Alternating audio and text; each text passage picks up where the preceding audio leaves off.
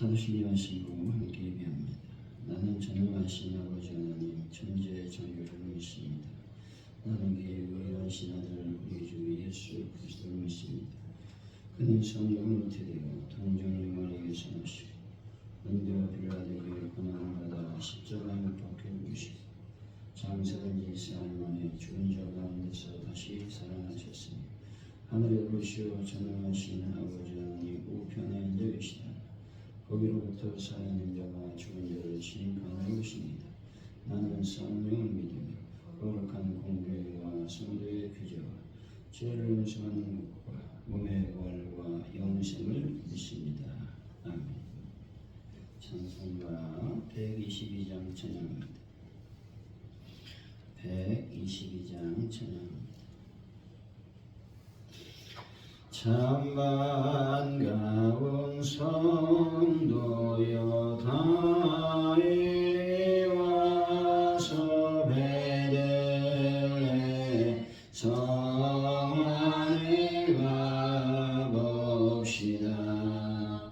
저 고요한 아이신 아기를 보고 엎드려 절하세 엎드려 절하세 엎드려 절하세 구주나셨네.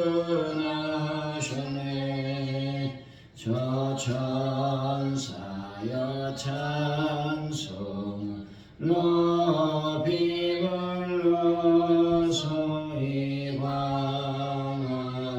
천지에 올리어라.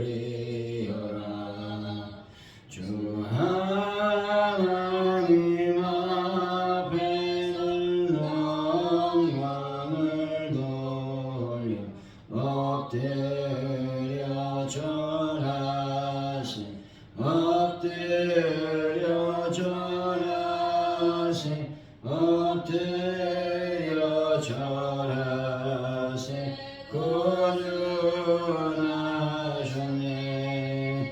이 세상에 주께서 탄생할 때에 참 신과 참 사람이 되시려고 저 동정 영혼에서 나시었으니 엎드려 절하세 엎드려 절하세 엎드려 절하세 구주나셨네.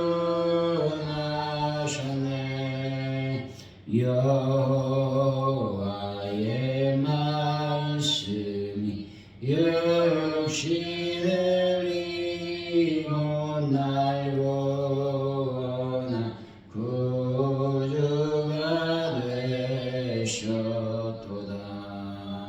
늘 감사한 찬송은 주 앞에 흐려 엎드려하세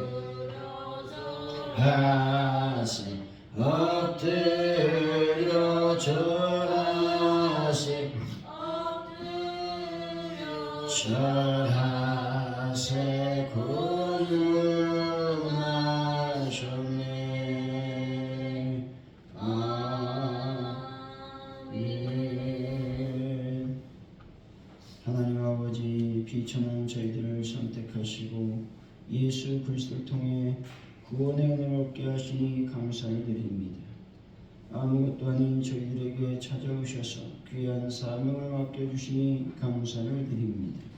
저희 삶 속에서 이루어지는 모든 일을 하나님의 은혜로 고백하며 받아들이게 하여 주옵소서. 경솔한 판단을 내려놓고 응하지 못하심이 없는 하나님의 말씀 앞에 믿음과 순종으로 반응할 수 있는 은혜를 더하여 주옵소서. 하나님 아버지, 대한민국 하나님께서 지켜주시고 보호하여 주실 줄로 믿습니다. 정치적인 위기 속에, 경제적인 어려움 속에, 국민들의 불안과 또 여러 가지 공포 속에 어려움을 당하고 있습니다. 주 예수 그리스도의 평강과 하나님의 평화가 아버려 이 대한민국에 충만히 임하는 역사가 일어나게 하여 주실 줄로 믿습니다. 하나님 아버지, 모든 것을 주님께 맡깁니다. 잡아주옵소서. 전 인류의 평화를 하나님께서 도와여 주시고 한반도의 평화도 허락하여 주실 줄로 믿습니다. 아버지, 가족 넓게 놀라운 부흥을 도하시고 전도할 때 놀라운 역사가 일어나기를 원합니다. 하나님 앞에 온전한 영광을 돌릴 수 있도록 복을 더하여 주실 줄로 믿습니다. 특별히 저희들이 전도할 때 열매 맺고 결실하게 하시고 많은 영혼들이 주님의 제대에 와서 예배하는 놀라운 역사가 임하게 하여 주옵소서. 베란다 문제를 완벽하게 해결하시고 하나번들을 예수 그리스도의 볼을 치유하여 주실 줄로 믿습니다. 이 시간 아버지 앞에 간절히 기도하오니 저희들이 이제 대림절 마지막을 보내고 있습니다. 주 예수 그리스도의 놀라운 탄생을 기념하는 시간이 내일로 다가왔습니다. 저희들이 마음을 다하여 주님의 탄생을 기뻐하며 축하할 수 있도록 성령 하나님 함께 하시고 도와주실 줄로 믿습니다. 하나님 아버지 감사합니다. 모든 것을 주님께 맡깁니다. 잡아주옵소서. 예수님의 이름으로 기도하옵나이다. 아멘. 오늘 우리에게 주신 말씀 누가복음입니다. 1장 26절에서 38절까지 말씀 우리 교독하시고 마지막 줄은 같이 읽습니다. 누가복음 1장 26절에서 38절까지 말씀입니다.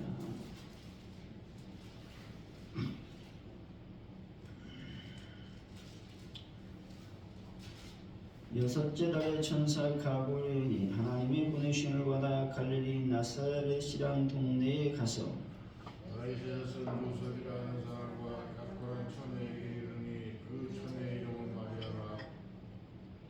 그에게 들어가 이르되 은혜를 받은 자여 평안할지어다. 주께서 너와 함께 하시도다 하니 처녀가 그 말을 듣고 놀라 이런 인사가 어찌함인가 생각하며 천사가 이르되 마리아여 무서워하지 말라. 내가 하나님께 은혜를 입었느니라. 그러니 잉태의 아들을 낳으니 그 이름을 예수라 하라. 그가 큰 자가 되고 지극히 높으신 이의 아들이라 일컬어질 것이요 주 하나님께서 그 조상 다윗의 왕위를 그에게 주시리니 영원히 야곱의 집을 왕으로 다스리실 것이며 그 나라가 무궁하리라. 마리아가 천사에게 말하되 남자를 알지 못하니 어찌 일이 있으리까. 천사가 대답하여 이르되 성령이 내게 임하시고 지극히 높으신 이의 능력이 너를 덮으시리니 이러므로 나실 바 거룩한 이는 하나님의 아들이라 일컬어지리라. 불안의 친족 엘리사벳도 늙어서 아들을 배었느니라. 본래 임신하지 못했다고 알려진 이가 이미 6달이 되었나니 대저 하나님의 모든 말씀은 능하지 못하심이 없느니라. 마리아가 이르되 주여 여종이 오늘 이 말씀대로 내게 이루어지이다 하며 천사가 떠나가니라. 아멘.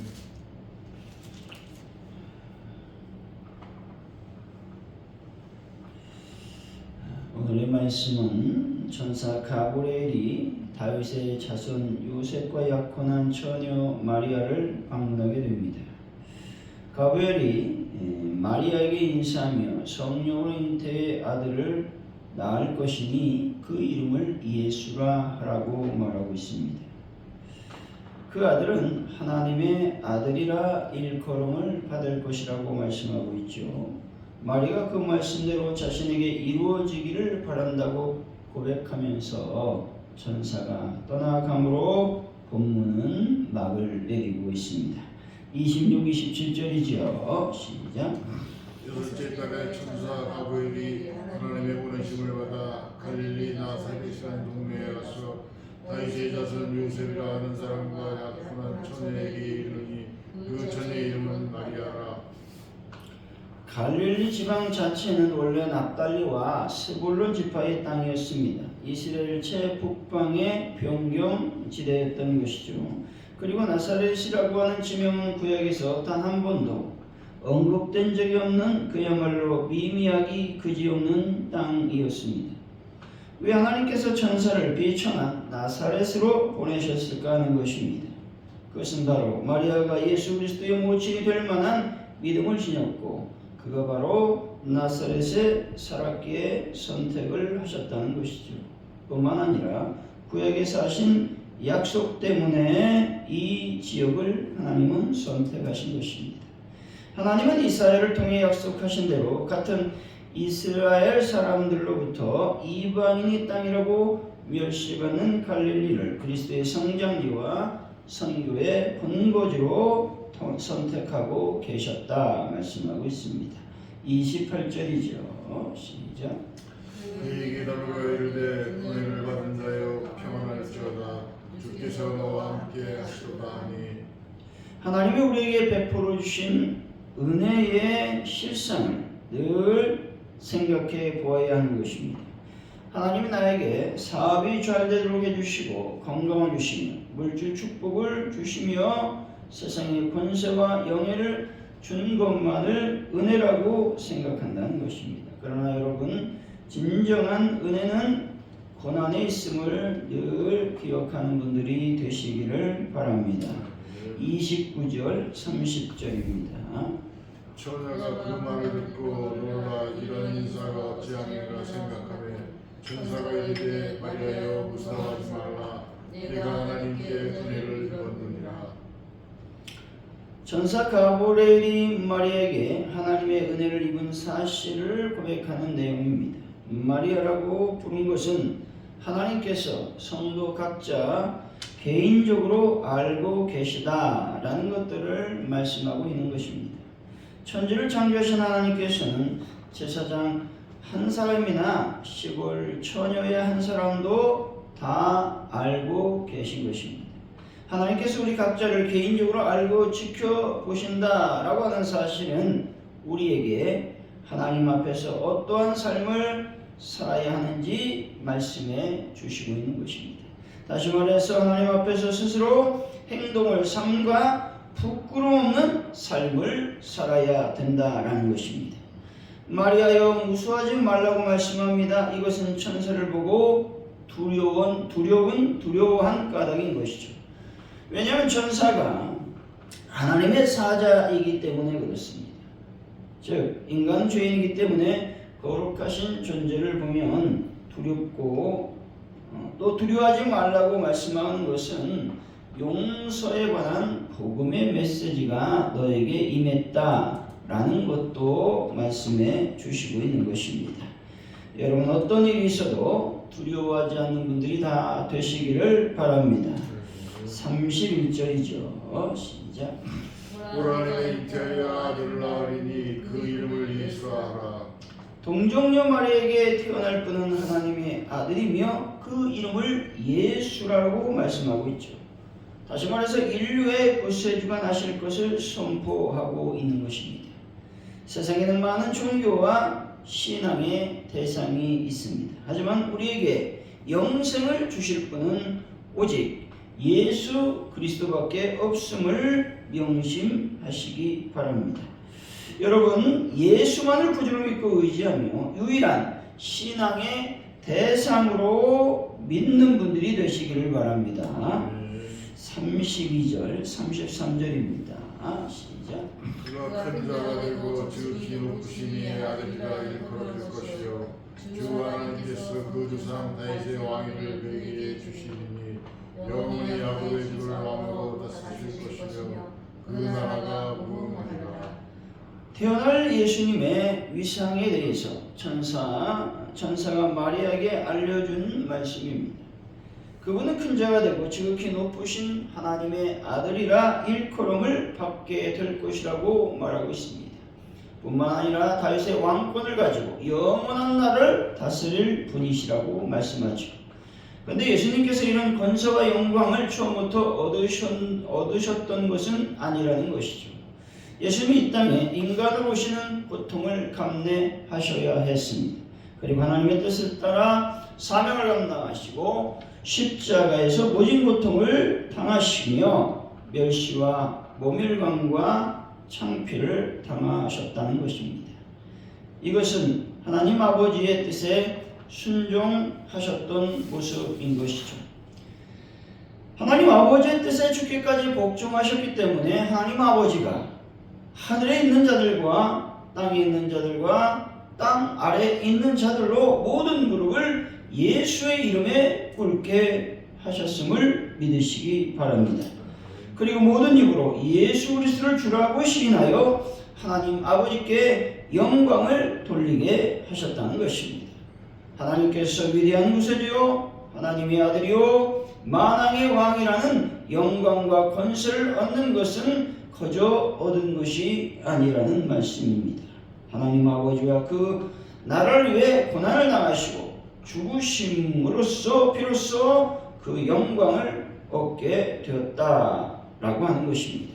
이와 같이 우리들도 예수님을 본받아 살게 된다면 예수님이 누리는 하늘과 영광과 권세를 얻게 될 것이라고 말씀하고 있습니다. 여러분, 하나님의 영광과 권세를 누리는 분들이 다 되시기를 바랍니다. 34절이지요. 시작. 마리아가 천사에게 말하되 나는 남자를 알지 못하니 어찌 이 일이 있으리까? 마리아는 나는 남자를 알지 못하니 어찌 이 일이 있겠습니까? 라고 반문하고 있습니다. 이 말은 마리아가 순결하고 종숙한 처녀로서의 삶을 살았다라고 하는 것입니다. 성도들은 육적으로도 순전해야 되지만 영적으로도 성결해야 된다는 것입니다. 순전하다라는 말은 악과 죄에 오염되지 않는 상태를 가리킨다는 것이죠. 하나님께서 귀하게 쓰시는 사람은 세상 죄악에 깊이 오염된 사람은 전혀 없다는 것입니다. 21세기는 혼란과 혼합과 혼탁의 시대라는 것이죠. 사상, 종교 모두 혼합되어지고 있습니다. 여러분, 이런 가운데 순전한 신앙으로 하나님만을 바라보는 분들이 되시기를 바랍니다. 35절이죠. 시작. 천사가 대답하여 이르되 성령이 내게 임하시고 지극히 높으신 이의 능력이 너를 덮으시니 이러므로 나실 바 거룩한 하나님의 아들이라 일컬어지리라. 성령이 임하셔서 그녀를 덮으실 것이라고 말씀합니다. 즉 성령으로 잉태가 된다라는 말씀이죠. 성령으로 잉태하셨다라는 것은 이 땅의 사람들과 달리 죄와는 전혀 관계없이 성결된 존재로 태어나셨다라는 것을 의미하고 있습니다. 구세주의 가장 중요한 조건은 죄가 없어야 된다는 것입니다. 죄인이 어떻게 죄인을 구원해 줄 수 있고 죄를 용서해 줄 수 있으며 죄인들을 위해 대속사역을 감당할 수 있겠습니까? 할 수가 없다는 것이죠. 때문에 하나님께서 죄가 없으신 예수 그리스도를 이 땅에 보내셨음을 여러분들은 믿으시기 바랍니다. 36절이죠. 시작. 불안의 친족 엘리사벳도 늙어서 아들을 배웠느냐. 원래 임신하지 못한다고 알려주니까 이미 6살이 되었나니.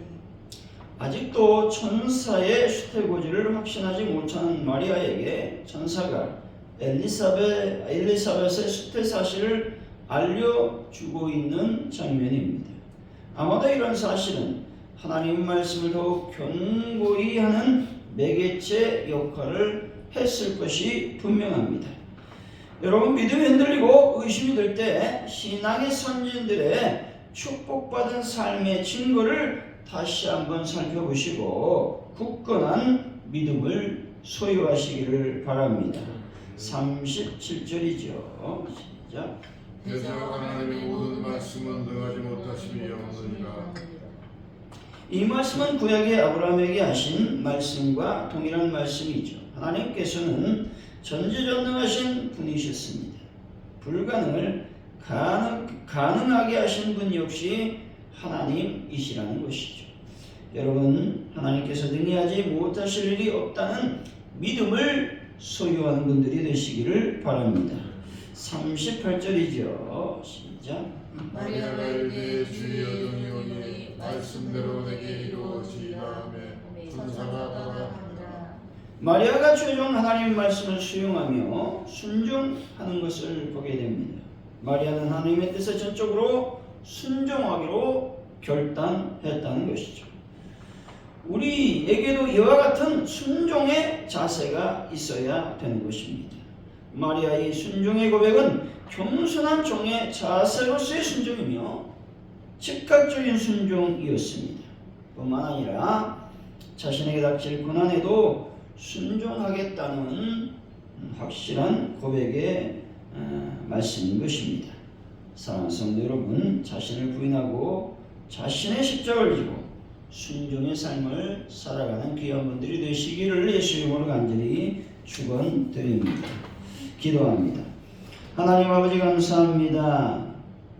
나사렛이라고 하는 비천한 장소에 예수님의 놀라운 은혜가 임했습니다. 아버지 마리아를 통해서 동정녀 마리아를 통해서 예수 그리스도의 탄생을 예고하고 또 그 탄생으로 말미암아 인류의 구원의 역사가 시작되게 하심을 감사를 드립니다. 하나님 아버지, 우리가 쓰임받기를 원합니다. 그러려면 우리는 거룩해야 됩니다. 순결해야 됩니다. 정숙해야 됩니다. 또 정결해야 됩니다. 순전해야 됩니다. 이 모든 거룩한 삶을 살아감으로 말미암아 하나님께서 귀하게 쓰는 삶을 살게 하여 주실 줄로 믿습니다. 하나님 아버지, 죄인은 죄인을 구원할 수 없습니다. 아버지 예수 그리스도는 죄가 없으심으로 우리를 구원해 주셨다고 말씀하고 있습니다. 하나님 아버지, 하나님의 뜻이라고 한다면 나에게 닥칠 어려움을 각오하고 하나님 앞에 부복하며 순종하는 믿음을 더하여 주옵소서. 오늘도 주님을 찬양합니다. 삶 속에서 예수 그리스도를 증거하는 놀라운 은혜가 임하게 하여 주옵소서. 감사합니다. 예수님의 이름으로 기도하오며 주기도문으로 예배를 마칩니다. 하늘에 계신 우리 아버지, 아버지 이름을 거룩하게 하시며 아버지 나라가 오게 하시며 아버지의 뜻이 하늘에서와 같이 땅에서도 이루어지게 하소서. 오늘 우리에게 일용할 양식을 주시고 우리가 우리에게 잘못한 사람을 용서해 준 것 같이 우리 죄를 용서해 주시고 우리를 시험에 빠지지 않게 하시고 악에서 구하소서. 나라와 권능과 영광이 영원히 아버지의 것입니다. 아멘.